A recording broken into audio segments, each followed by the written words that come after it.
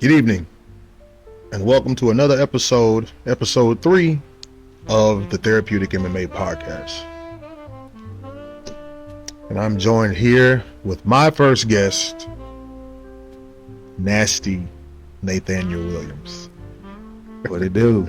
Nasty Nate, ladies and gentlemen, professional fighter, my good friend and training partner of probably about 7, 8 years now. At least I was gonna say, yeah, somewhere in there. Yeah, it's been almost double digits. It's been a good while, man. And prominent fighter out here on the southeast. You know, me and Nate been around for a long time, and we've seen a lot of ins and outs in the fight game, especially here on the regional scene. You know, watching people go, from the regional scene, from amateur to pro, and even into the big leagues, UFC, Bellator, things like that. Nate actually fought in the PFL, and I actually got signed to Eagle, so we did get to see a little bit of the big scene too. So we did actually participate on all 3 platforms, from amateur to pro, and on to a major promotion. Nate is, he wrestled in high school. Did you do 1 year college? Yeah. 1 year college. He claims he took judo in college, and he got an A, but I don't see it. He may have got an A in wrestling, but he may have got a C- in judo, a D+. West Georgia. In college you could take PE. When I found out you could take PE in college, man, that was crazy. I took advantage of it. But yeah, so West Georgia, I took soccer and I took judo. Wow. You know what I'm saying? Easy subjects, and he still failed.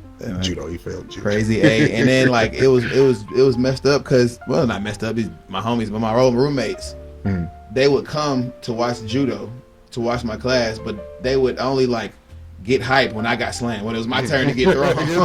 Yeah, so we in there, you know what I'm saying? Wow. You know judo, you practice moves back and forth, so when it's my turn, I'm working on the throw, they quiet, they don't say nothing, and then as soon as they come in and I'm getting thrown, they they're going crazy. Needed some new friends. Yeah, them ain't your friends. Those are not your friends. Man, let's go ahead and talk about your wrestling career at Redan High School. You a hater. I knew you was gonna be a hater. Stone Mountain. Hey man, everybody know that I got it. If you see me fight before, you might be wondering what am I doing? Why am I pointing to my arm every time he says from Stone Mountain, Georgia? No, that's because I have it's a ghetto tattoo, but it's Stone Mountain. It's the top of the mountain on my elbow. Go ahead and tell them when you didn't have a vehicle, when you was a teenager trying to get around and go see little females and stuff. Tell them what bus you rode. Oh, 116 Redan Road. So he must not know. And all of those who do know, my mom was a principal in high school. She was my principal in high school. So actually, I was kind of a little spoiled. I had a car when I was 14. 14? Back then we had driver's ed. Took driver's ed in 10th grade. Mm-hmm. Had my license second semester. I've been driving. So you didn't get to ride. Semester, 10th grade. You didn't get to ride the 116. No. You sure? Came straight out of Stone Mountain Nathanial Road. No, Redan Road. Made a left down Rock Bridge. 116 Redan Road. Right on South Harrison. Kept straight to Central Drive. Everybody know. Man. Right there. So. All right, Nate. So let's get into your MMA career, man. What obstacles did you face in life, or any type of traumas or anything like that from childhood that maybe any type of like a lot of us get into it from bullying. Being bullied when we were younger, things like that, being not just physically bullied, but picked on and things like that, that drives some of us men into this sport, and there's some other things that drive people into it too that are kind of, traumatic from childhood experiences and things like that. But like I tell everybody else, there's something wrong with every last one of us that wants to get locked in a cage or put in a ring where it's just you, another person, and the official is just trying to make sure that that he steps in before anybody dies. Mm-hmm. But in actuality, all it takes is one blow, and that could be it for good. The lights will never come back on. So it's a little bit something wrong with every last one of us. Even if we just want to go and compete in wrestling or jiu-jitsu, we can still get hurt and killed the same way. So what made you decide you want to go in there and risk your life to compete, not just in wrestling, but in mixed martial arts also? Yeah, so that's what I was trying to make it, not my story, but like, and shout out to everybody who, like you said, has a traumatic something that pushed them to come fight, or you know what I'm saying, right. And I think that's great, that drives people, that's amazing. But I want to do it. I'm doing it for those people who don't have any traumatic experiences, because like I'm fortunate to have grown up in a 2-parent household. My parents still together, over 40 years of marriage. Beautiful. Preacher's kid, PK squared kid, actually, a principal's kid and a preacher's kid. You know what I'm saying? So right. didn't no abuse. My parents weren't overbearing. You know what I'm saying? Like they were cool. I had a bunch of homeboys. You know what I'm saying? And I like went over their houses. I had a bunch of friends. I was always that homie that was cool with everybody. You know what I'm saying? Like, yeah, I had groups of friends that weren't cool with each other. They'd be talking junk over here to him about, and I'm like, dang, that's messed up. And I'd be over here like, they same like thing. And I'm like, yeah, that's messed up. But you know what I'm saying? I was always cool. So I just love sports. And I always loved martial arts. You know, the Ninja Turtles, the Karate Kid. Of course. I actually took karate. Yeah. When I was little, I started off.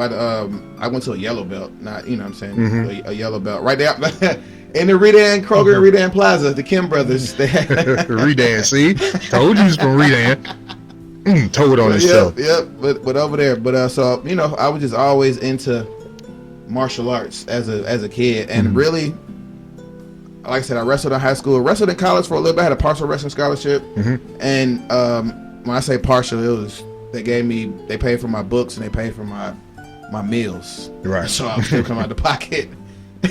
Like, books and food. Yeah, like I was still coming out of the pocket because it was a private Gardner Webb's a private private D1 university. So I still come out of the pocket $40,000, you know, $20,000 each semester. So I was like, I only stayed. I have the first semester. I ain't even finished the whole wrestling season. You know what I'm saying? Yeah, I left because I'm like... They got a good wrestling team too, Gardner Webb. We got a good wrestling program. Yeah. So, transferred to Savannah State, got my degree in English, and then, you know, I didn't play sports in Savannah. I mean, intramural sport, I played flag football.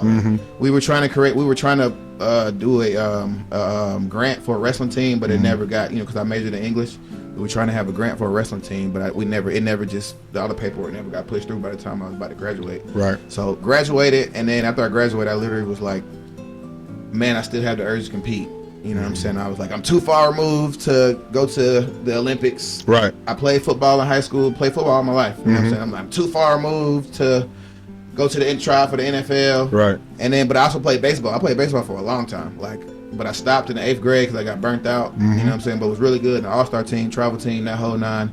Tried to pick it up after college, but you know, like baseball, for all my baseball heads, they know like baseball is a repetitive sport. Right. If you've been playing it for so long, it's hard.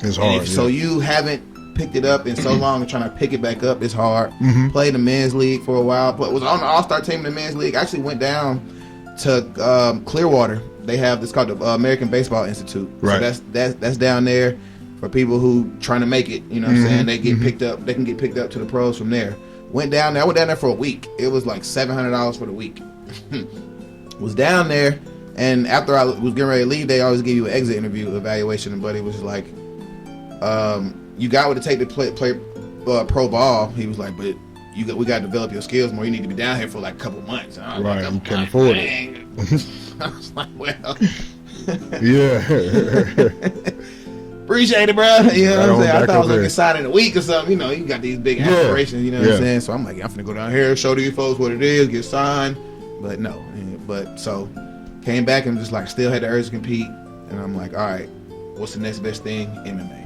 Found MMA. Literally Googled closest gym to me, X3 Sports came up. Went to sign up for a free jiu-jitsu class, took it and signed up 2 years membership, and here we are, almost 11 years later, 12 years later. That was 2011. So yeah. Yep. Nate, let's talk about some of your struggles from your MMA career. Any type of like mental blocks and mental struggles that you had to go through, because there's a lot of this is only the third MMA Therapeutic MMA podcast, but it's already got a lot of traction. You know, people always ask me, when's the next episode? When's the next episode?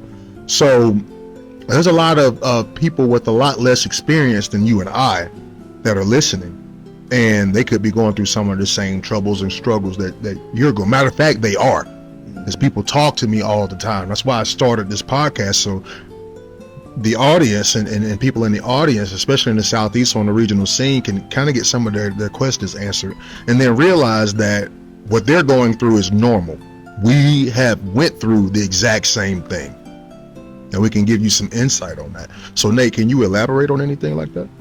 Yeah, so like we are, if you don't know, I got 29 professional fights.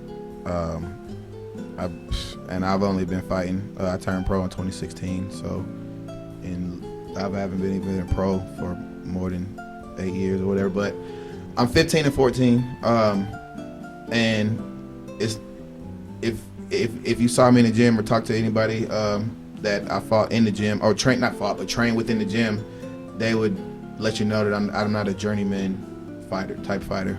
But like you said, it's a lot of times that I've gone in there and beaten myself. I mean, I'm not man up to admit that. Right. I've gone in there and quit.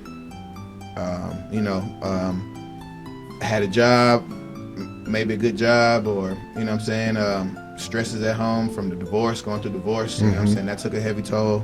I've gone in there and fought scared a couple times.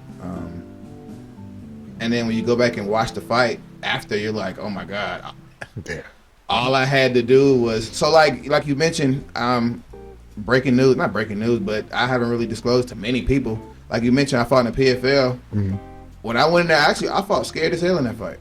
I was, and not many fights, I was terrified in that fight. I was terrified in the damn Tennessee fight. When we fought, what you call it? Yeah, Cotton Eye Joe. Cotton Eye Joe. Yeah. When I fought Demir for Harbogovich. When I fought him, and actually when he hit me, I dropped.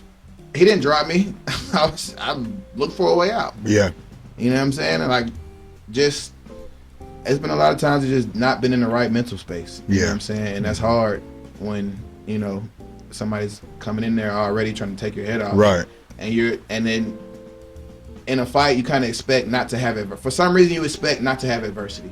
You know what I'm saying? Like you go in there some fights and you're like, I'm just gonna go in there and not get touched, or I'm gonna defend everything and I'm gonna just be winning the entire time and win the fight. And then you go through some adversity, and then it's like in your mind it's going on for 2, 3, 4, 5 minutes, but when you go back and watch it, that happened for 20 seconds. Exactly. You know what I'm saying? So just giving in to a lot of times I can honestly say out of my 14 losses, I've probably been legitimately beat maybe like twice, 2 or 3 times. You know what I'm saying? Like, I'm not going to take away. I mean, not going to take away from the times I got caught. Chance caught me when Warren Smith caught me. Even I shouldn't have fought him. He came in 10 pounds overweight. Shouldn't have fought him. Right. But fought him. But you know what I'm saying? But those times I got caught, I count those. Yeah. You know what I'm saying? But the other times, besides Carl Deaton legitimately beat me both times. You know what I'm saying? I didn't quit. I didn't get scared in either one of those fights. But I shouldn't have fought him the second time. I had the neck injury. So when I say other things, you know what I'm saying? But a lot of those. That's been my biggest struggle. Right. Quitting on myself in the fights. Like in the gym, I go train with all type of UFC guys, and they asking me, man, why you not in the UFC? Right. Man, why you not in the UFC? You know what I'm saying? And just get out there and in the gym, man, you're a beast. I can attest to this. I train with him all the time. I actually train him now. It's good. It's very, very good. You know, and I'm excited to see the tail end of your career turn around. And the thing is, Nate, what you just said, a lot of fighters go through that. And the way I dealt with that, because I went through it too, but I never let it make it to the ring. That way you never saw me quit in the ring. I took your best shot and I kept marching forward if I could. And if I went down, when I came to, I immediately tried to get up to continue to fight, because before I get in the ring, I make peace with everything that could happen in there. And when I tell myself before I make that walk to the ring, when they put me on deck, when I tell myself under my breath, when they say, all right, you're up, time to walk, I'm prepared to die. When I say I'm prepared to die, there's nothing that can happen in that ring that's going to make me quit fighting you. So once you do that, or once I do that, nothing else matters now, because now I'm going to go in there and fight with my inner man. You're not going to see Doug go out there and fight. You're going to see the one they call Yamato. I'm going to go in there, hands up, chin down. I'm going to come forward no matter what. Because at that point, I don't care if I die. And once, that's the most dangerous person you can fight, is somebody that doesn't care if they lose. That's what made Wanderlei Silva so frightening to fight. Because it's like a damn tornado constantly coming at you. No matter where you run, he's there. And he's throwing. Melvin Manhoef's the same way. He's there in front of you, wide open with everything he got, until he falls dead on his face. And I always admired that. Canelo Alvarez, the same way. I always admire those guys that come forward and they fight no matter what. You don't see them run. That's the mentality I had when I fought. Therefore, no man in that ring could spark any type of fear in me. No matter who he was. I was going to fight to the death, period. That's why I called myself Yamato, because I modeled my fighting career after the famous World War II battleship, the super battleship Yamato, the largest battleship they ever built on the planet. It had the biggest guns of any battleship ever, and they were going to sail it right into the invading American fleet and sink as many ships as they could before they went down. They knew they wasn't coming back. They were on a suicide mission. And if they would have made it to the fleet, it would have sunk half the American fleet before it reached Japan by itself. That's what I always viewed myself as. So if I was to go in the ring and get knocked out or go down, my motto was I was going to go down spitting fire. I was going to go down fighting. So it was nothing I could be afraid of when I went in there. Once I made the walk, I wasn't scared of anything. And I think that will help you out a lot moving forward and on to your next fight. Yeah, I mean, that kind of fear thing kind of went away after the last few. I haven't. When I fought Chance, because before Chance, even though I got tired and got caught, the outcome, but when I fought Chance, that was the first time I was like having fun again. Yeah. And I was contemplating retired. I think I even said I was retired at one time, or maybe didn't announce it, but even said it. But like was telling, I think I know I meant to told you I wasn't fighting no more. Yeah. But when I came back and when I fought Chance, the Chance fight was the fight the first time I was in there, and I legitimately was having fun. I wasn't just tense going through the motions just because this is what we do, but I was actually in it. Like I even, like I said, even though the results didn't, like I said, I got caught in third. I remember riding home in the car when my boy was driving. I think I was in the car with Robert. And Robert, matter of fact, I was in the car with Robert. Yeah. I rode with Robert, my boy Yola, rode with them, and I was in the back seat, and I was just like, bro, that was the most fun I done had in a long time. You know what I'm saying? And they were just like, bro, you look like you was in there having fun. You know what I'm saying? So like, from then on, like you said, I took away. I think another thing, like you said, my thing was, I think I was so big on the wins and losses, like losing, like not trying to lose. You know what I'm saying? Versus, because I didn't, these last three, I didn't care about losing no more. I'm like, I'm gonna just go out here and fight and have fun. You know what I'm saying? Because you can't fight not to lose. Yeah. You're gonna lose every time if you fight to win. If you fight not to lose, because then you're not gonna fight. So that's the thing. That's once these last ones is I've gotten rid of that. So now, like I said, we coming back 2025. I shouldn't have lost this last fight. Broke my hand.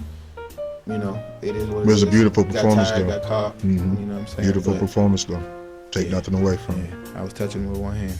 So and even then, even when I broke my hand and I felt it break, like I remember myself like thinking. You know what I'm saying? Like I remember thinking, I remember like being calm, like, oh, you good? You know what I'm saying? Like I was even like, I think my hand's broken. I was like, throw it again, let's see. Like I literally said it in my head. I was like, throw it again, let's see. And then when I hit him, I felt like somebody took a match. Somebody took a lighter and like put it to my knuckle, and I was like, oh yeah, it's broke. But I was like, switch stances and just fake this one and throw it and come down with the left hand. You know what I'm saying? Yeah, man. But nah, I'm excited. We're gonna be in shape. Yes. March 1st. I know this is breaking news. Actually, Go ahead and announce it. Coming soon. Mm-hmm. Go ahead and announce it. March 1st, we back in the city. At the Monday Night Brewery, fighting Marquez Forrest. We back in the city. I haven't fought in the city since been about a year now. Mm-hmm. So we're gonna light the city on fire. We're gonna show them what we've been working on. Yes, sir. And we're gonna be in shape. We're gonna be ready. March 1st, we'll be looking out for NFC. I forget what number it is, but it's March 1st. Nathan Williams will be making his Atlanta return, and gonna go out there and do some nasty things. Nate, man, thank you for joining us today on the Therapeutic MMA Podcast, man. It's a pleasure having you on. Yes, sir, man. I appreciate it, man. You my boy. You already know. Yes, sir. Yes, sir. Good things are coming 2025. Rest in peace to George Kennebrew, and thank you all for joining us on the Therapeutic MMA Podcast.